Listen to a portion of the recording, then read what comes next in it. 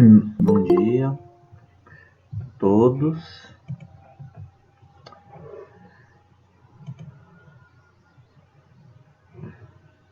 Bem-vindos a março.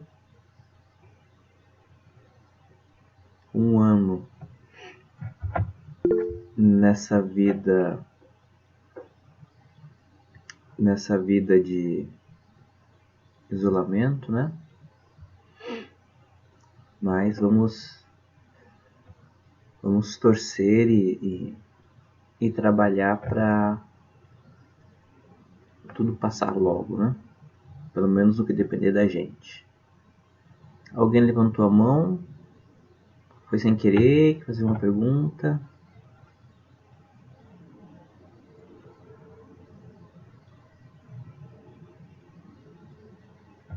Não? Tudo bem. Hoje eu vou falar então um pouco assim bem rapidamente sobre a filosofia africana ou sobre a existência, né, de uma filosofia em África, dando continuidade ao que a gente já vinha fazendo na aula passada, que é essa minha tentativa de mostrar para vocês que, apesar de a gente ter a filosofia grega no centro do palco dos nossos estudos e como a orientadora da filosofia no Ocidente, existiram outras filosofias na mesma época ou até mesmo anteriormente à filosofia grega. E aí, como eu já disse nas outras aulas, a gente acaba estudando a filosofia grega com mais detalhe, digamos assim, e damos mais atenção à filosofia grega, porque é a filosofia que acabou construindo ou constituindo a base do modo como a gente pensa o mundo aqui no Ocidente. E aí a gente acaba dando mais ênfase a essa filosofia. Mas isso não significa que a filosofia grega era a única.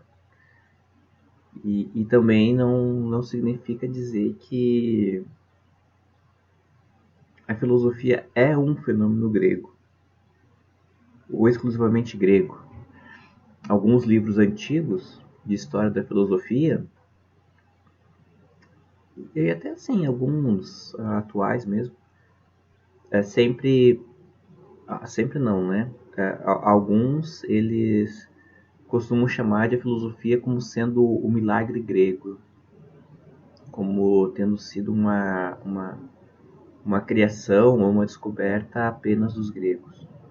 O que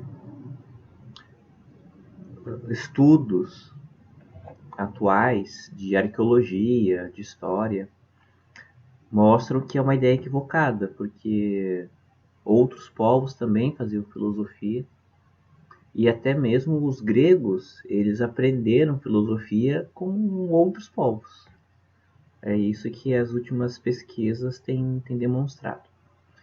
Na semana passada, eu falei um pouco sobre o budismo, que é uma filosofia, um sistema religioso, né? Religioso filosófico, que nasceu na Índia e ainda é bastante forte, digamos assim, tem bastante influência na Ásia, principalmente, no Tibete, né? Mais ou menos no Japão, no Vietnã. E o budismo, ele nasce basicamente na mesma época da filosofia grega, por volta de 650 a.C. Então, nesse período, a gente vai ter o Tales de Mileto, na Grécia, fazendo a filosofia, apresentando o seu pensamento e sendo considerado o primeiro filósofo grego. Enquanto isso, na Índia, a gente tinha o Siddhartha Gautama, que era um príncipe que abandona a sua nobreza para encontrar uma resposta para o sofrimento humano e que então vai culminar nele alcançando a iluminação, isso segundo as correntes budistas. Ele alcança a iluminação e então parte para ensinar para os seus seguidores qual é o caminho para alcançar essa libertação do sofrimento, essa superação do sofrimento. É isso que vai caracterizar a filosofia budista, né? É uma filosofia que procura descrever a questão da mente, como é que nós construímos os nossos enganos, como é que nós nos apegamos a esses enganos e qual seria o caminho para se livrar, né, desses enganos enfim, é uma filosofia da mente, digamos assim. Hoje eu vou falar um pouquinho então da filosofia em África, e aí não vou ser específico em uma filosofia em África, porque primeiro que eu não sou especialista nisso, e também porque há uma variedade de filosofias em África. Eu acho que um primeiro ponto a se destacar é que a África não é um país, né? Geralmente nós costumamos nos referir ao continente africano de uma maneira a considerá-lo único, né? Como se todos os africanos fossem iguais ou partilhassem de uma mesma cultura, quando na verdade é um continente com muita diversidade cultural, histórica, e hoje em dia também um tanto quanto confuso para nós compreendermos, porque eles têm toda uma história de colonização que foi tão violenta quanto a colonização, né, a conquista aqui da América. E na África foi uma conquista recente, no início do século XX, lá por volta de 1900, e que hoje ainda a gente vê as consequências, né, dessa divisão territorial da África pelos europeus, principalmente nas guerras que existem entre não são nem guerras entre países de África, mas são guerras dentro dos próprios países, que são as guerras étnicas. E aí a gente sempre acaba vendo o surgimento de um novo país dentro, né, na África, porque acabam que os povos se dividem e, e aí tentam transformar, né, a sua etnia como sendo uma nação, né? Acho que até o último país tem coisa de 5 anos criado, acho que é o Sudão do Sul, Butão, alguma coisa do gênero. Mas a história de África, né, é tão antiga quanto a história dos povos do Oriente Médio, que a gente acaba tendo mais conhecimento por conta das histórias bíblicas, né? Quando a gente estuda, conhece as histórias do Antigo Testamento, e as histórias do povo judeu, da fuga dos judeus do Egito. A gente tem ali a história dos povos do Oriente Médio, Israel, Irã, Iraque, é aquela região. E é interessante, né? Porque vejam vocês, quando os judeus eles começam a existir, digamos assim,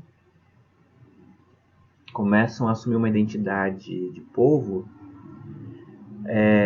eles estão na África, que é o Egito. Não vamos perder a perspectiva de que o Egito é na África.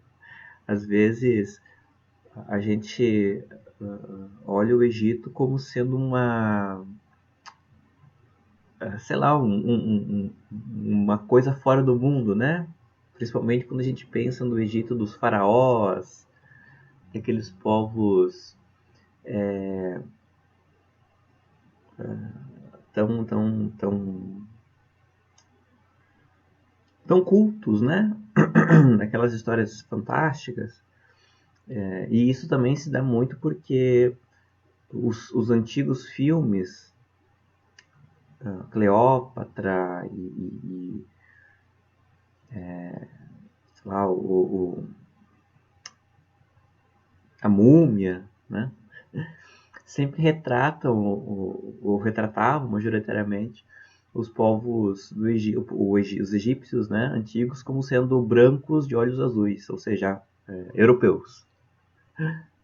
Quando na verdade não, quando na verdade os egípcios eles não têm nada de europeu. Mas é interessante perceber isso, que quando as histórias, a história mais antiga de um povo narrado na Bíblia, que é um livro super antigo, fala já da existência do Egito e de um Egito organizado. Porque vamos lembrar que o José, né? A história de José do Egito. O José, quando vai para o Egito, ele assume lá um cargo político e de cuidar, né, cuidar dos estoques da colheita, né? Então vocês vejam, isso já denota uma organização social, de certo modo, complexa, já que existia uma estrutura de governo, né? E os judeus, então, eles eram escravos, né, ou servos desse sistema.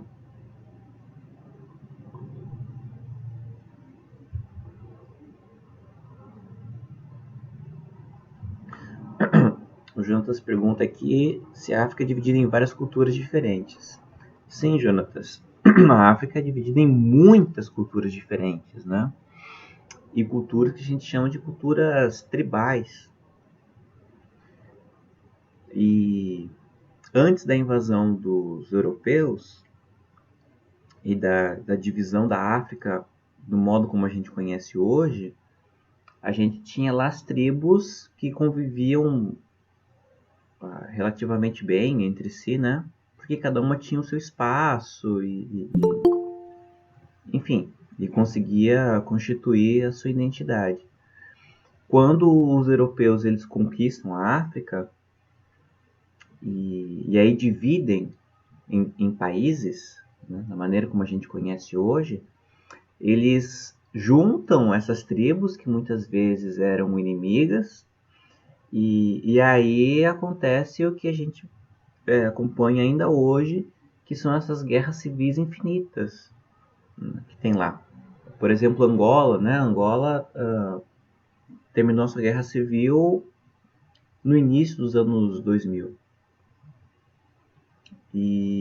Mas passou lá 50 anos, né, com a luta de etnias para saber quem é que mandava no país. Mas sim, a África ela é muito diversificada, muito, demais. E a gente tem uma visão equivocada da África, primeiro porque a gente fala da África como se fosse uma coisa única, né? Nós não falamos dos países africanos ou dos povos africanos, nós falamos da África. Segundo, porque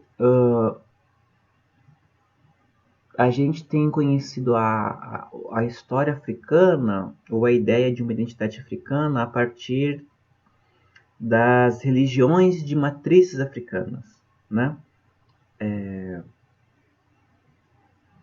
Então, Umbanda não, Umbanda é brasileiro, né? Mas Macumba, Quimbanda, né? E aí, o discurso que procura falar dessa religiosidade de matriz africana passa a ideia de que todos os povos africanos têm essa religião, né? Ou compartilhavam no passado dessa religiosidade, né? O que não é verdade, né? Ainda é muito pequena o nosso conhecimento do que eram esses povos africanos, né? O povo africano que a gente mais conhece, digamos assim, é o egípcio e ainda de um Egito antigo, né? Principalmente por conta da cultura pop, né? Que fala dos faraós e etc e tal. Em 2003 foi aprovada uma lei, né, no Brasil que obriga as escolas a ensinarem a história da África. Mas ainda, apesar de ter sido em 2003, ainda é muito pequeno a fala sobre a África nas escolas, né? Se conhece muito pouco da história da África. Enfim, mas a gente tem muitas ideias erradas a respeito dos povos africanos. Muitas. Né? A gente tem muitos estereótipos. Por exemplo, quando se fala da escravidão no Brasil e fala-se da vinda dos povos de África escravizados aqui para a América Latina e para o Brasil em especial, parece que todos esses africanos eram iguais, né? Pensavam da mesma maneira, quando não, a gente vai ter povos vindos da Angola, povos vindos do outro lado da África, né? Então a gente tem aqui uma variedade de povos africanos que foram trazidos ao Brasil, e essa diversidade de povos africanos construíram no Brasil uma diversidade de heranças culturais africanas, né? Então, os escravos, muitas vezes, eles tinham brigas entre si porque eles eram de tribos diferentes e culturas diferentes. E quando chegaram aqui no Brasil, foram colocados juntos. E, obviamente, dá ruim, né? Daria ruim. É como assim, um exemplo bem bobo, né?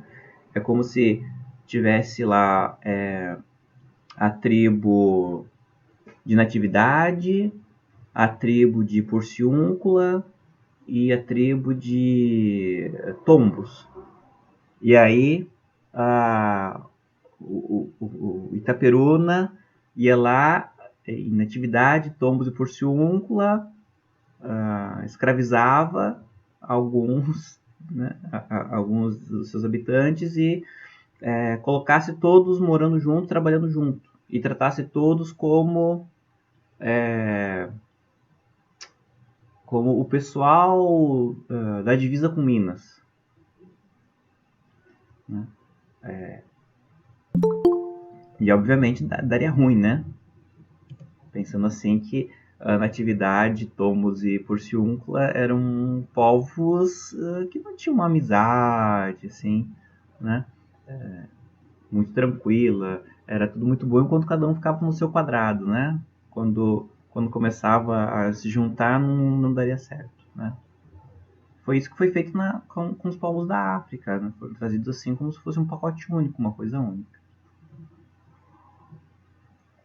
Bom, mas o que eu quero chamar a atenção é o seguinte: então, quando a história mais antiga que a gente conhece, assim, que são as histórias bíblicas, né, do povo judeu, já falam da existência de uma organização, bem coesa e de uma sociedade bem organizada que seria a África.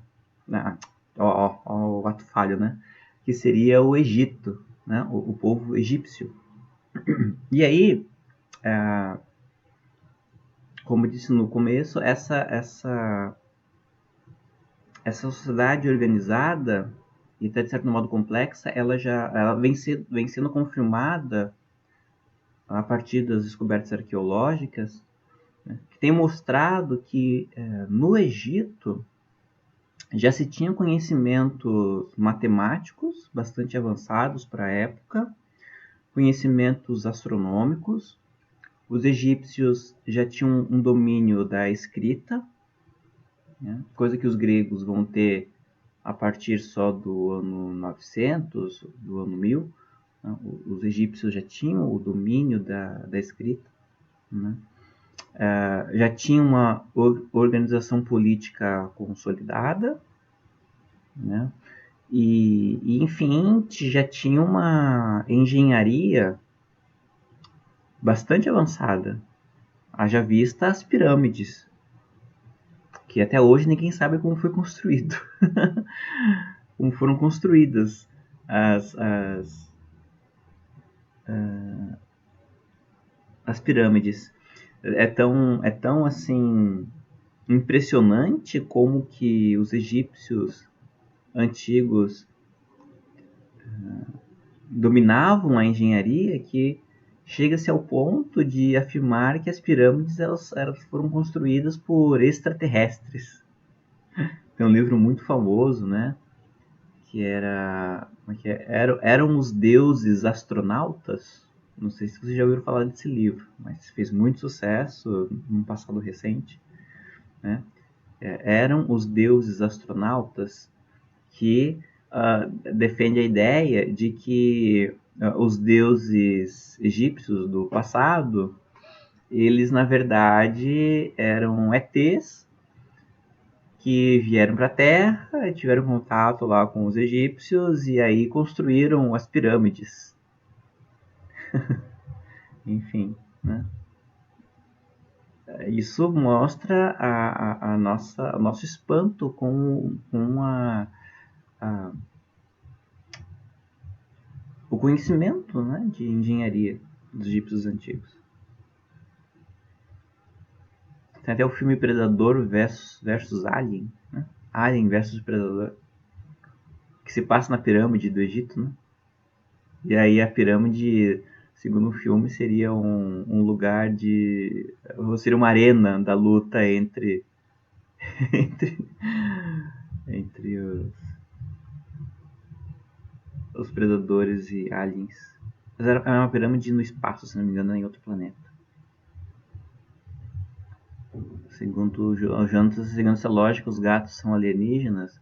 É assim, antigamente, tudo que a gente não conseguia explicar, nós chamávamos de Deus, né? De Deus ou de alguma coisa divina. Hoje em dia, tudo que a gente não consegue explicar, a gente chama de alienígena, né? De ET. Já perceberam isso? Que a gente chama tudo de ET, a gente não sabe é ET, é ET, é ET, é alienígena, coisa e tal. Então, no passado, ao invés de ser alienígena, chamavam de deuses. Seria mais ou menos essa lógica. Bom, então, na história da Grécia Antiga, a gente tem influência dos egípcios também. Cada vez mais é demonstrado que os primeiros filósofos gregos, eles estudaram no Egito.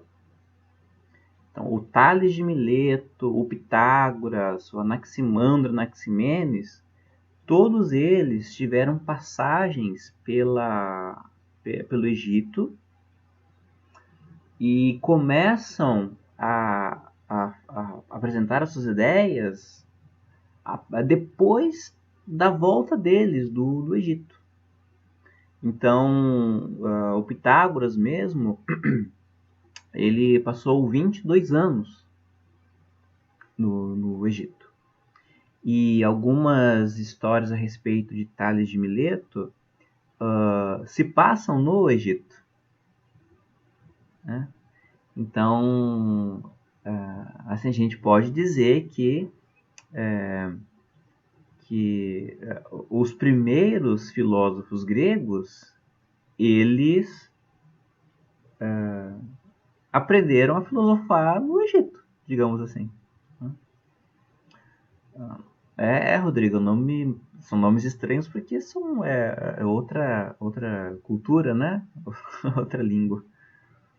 Anaximandro, Anaximenes, Empédocles, Pitágoras, Demócrito, Eurípides.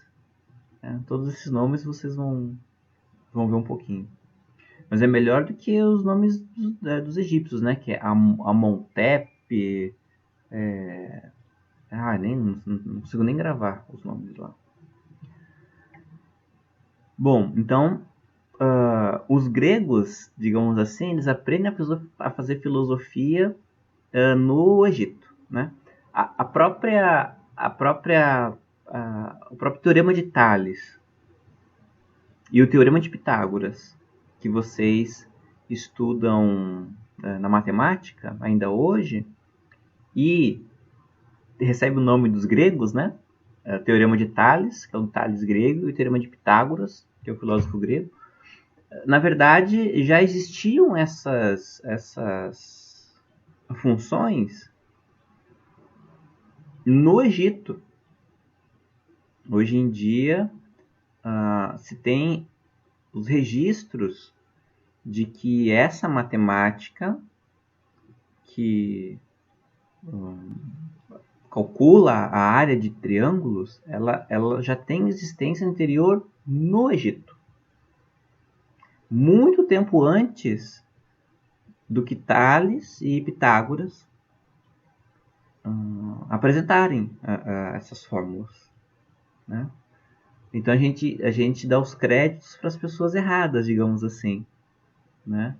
Que a gente dá o crédito para o Tales e para o Pitágoras, quando na verdade não foram eles os criadores dessas fórmulas, né? Matemáticas. E aí, saindo um pouquinho do Egito, né? Para a gente não cair naquela armadilha de que o Egito era um povo especial dentro de outros povos africanos. Hoje em dia, não sei se vocês já ouviram falar, né? Talvez já, alguma coisinha. Mas hoje em dia há um resgate e há uma tentativa de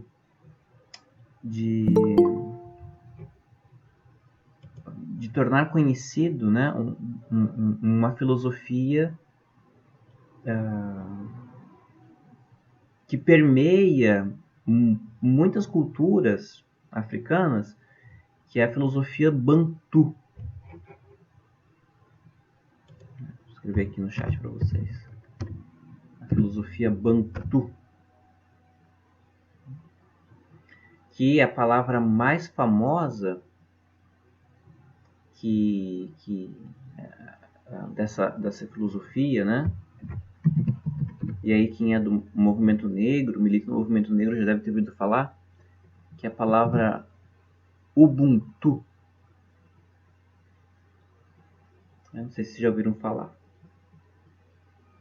Ubuntu era o nome do Linux brasileiro, né? Do sistema operacional Linux brasileiro, Ubuntu. E o Ubuntu, ele é uma filosofia com bastante ênfase ético-política, digamos assim. E o Ubuntu, ele designa a existência das coisas em relação. Uma existência em relação.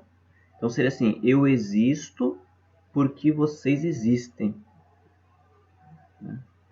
Então, a existência de tudo o que tem no mundo não é uma existência marcada pela individualidade dos seres existentes, mas é uma existência marcada pela relação. E é essa relação que faz com que as coisas existam. Então seria assim, eu sou porque você é. Eu sou alguém porque você é. Então eu existo porque você existe. Então eu marco a minha existência na minha relação com vocês. Vocês que marcam a minha existência. É diferente do Descartes, por exemplo, o filósofo moderno, que a gente vai ver no segundo ano, que eu só sei que vocês existem porque eu existo, porque eu sei que eu existo, que é a tal do penso, logo existo, né?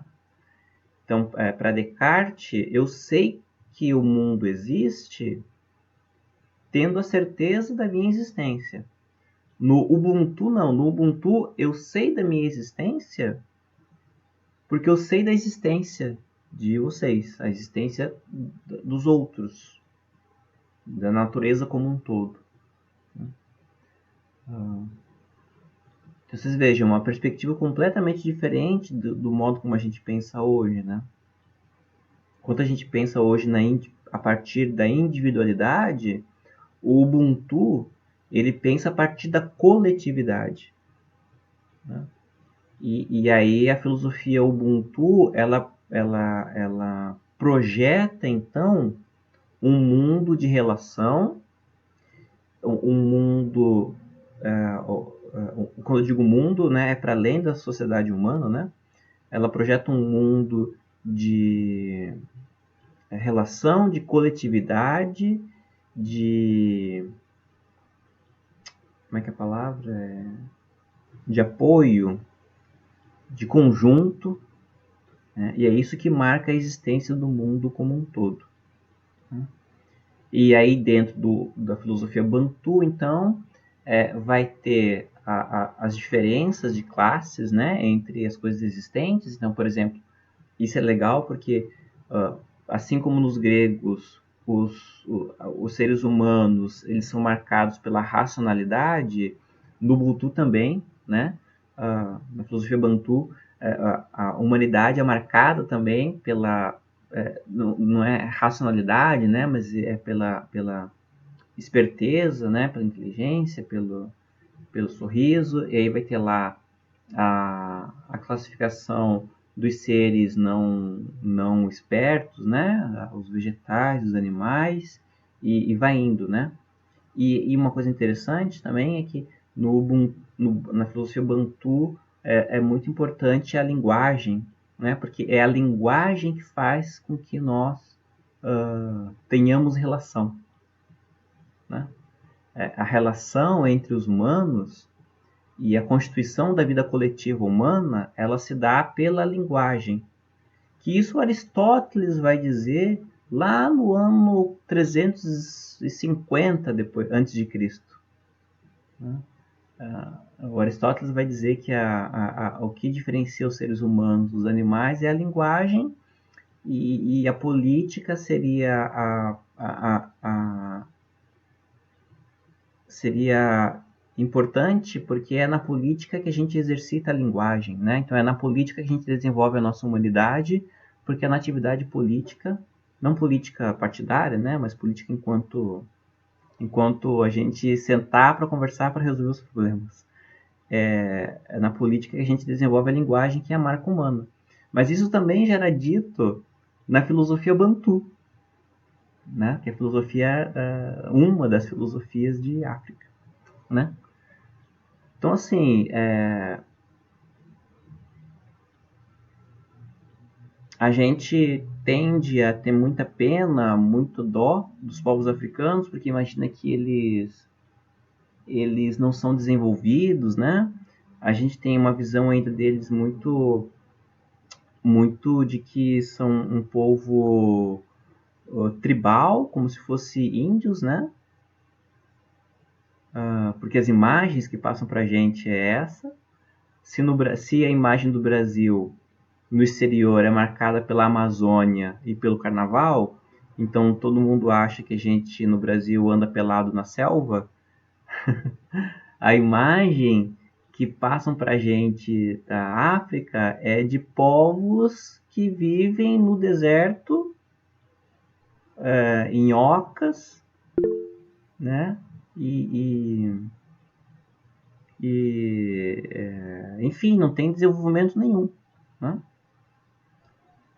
Gustavo levantou a mão ou foi sem querer?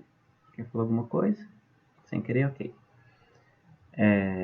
Tá? Então é isso, tá? Então, quem se interessar, né? Eu recomendo pesquisar, né, filosofia Bantu ou então filosofia Ubuntu e vocês vão conhecer um pouquinho dessa filosofia, né? Então, mas o que eu quero deixar marcado, assim, fundamentalmente, é que ainda que a gente estude a filosofia grega, ela não foi a única que existiu no passado. Existiram outras filosofias, algumas delas, como o budismo, continuou, né? Desde a sua existência, tem essa tradição da filosofia budista. No caso das filosofias de África, a gente tem a tentativa de resgate dessas filosofias, digamos assim, seria um renascimento do pensamento, de alguns pensamentos de África, que é em África, e, e, e também a tentativa de promoção das filosofias que são feitas lá, né, por filósofos africanos. Tá? E aí, volto a repetir, quem tem mais contato com o movimento negro conhece um pouco mais, né, desses pensadores ou conhece alguns conceitos desses pensadores. E enfim, né, é importante. Jean pergunta sobre a presença. Não precisa não colocar a presença. Tá? Então, o que eu quero pontuar, sim, nessas duas aulas, né, é que há hoje em dia um movimento no mundo como um todo que é chamado de descolonização do pensamento. Qual é a ideia? A gente não foi apenas colonizado espacialmente pelos povos europeus, né? Especialmente, eu digo assim, eles pegaram seus barcos, vieram para cá e dominaram o terreno. Mas a nossa mente também foi colonizada. Né? O que significa isso? Significa dizer que a gente, a nossa história, ou a história dos outros povos foi apagado, digamos assim, e a gente comprou a narrativa da história dos europeus. Quando, na verdade, os próprios europeus são devedores de outras culturas também.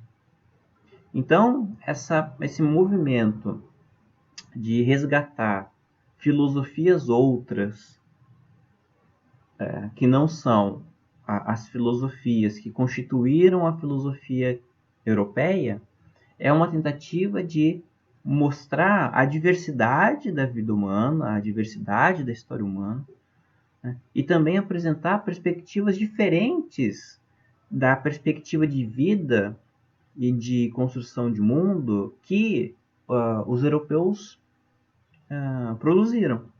Né? Então, por exemplo, uma marca forte da filosofia europeia é essa individualidade.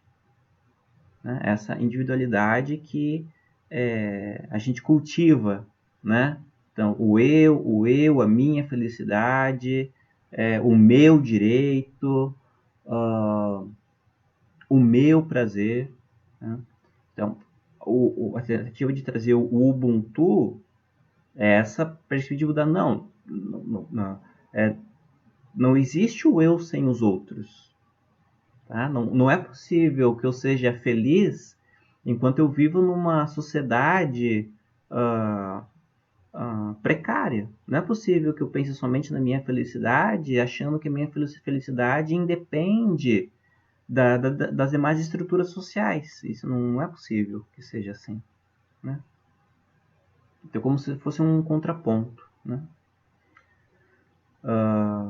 O Matheus pergunta se vai ter fórum. Vai ter fórum sim, Matheus, tá?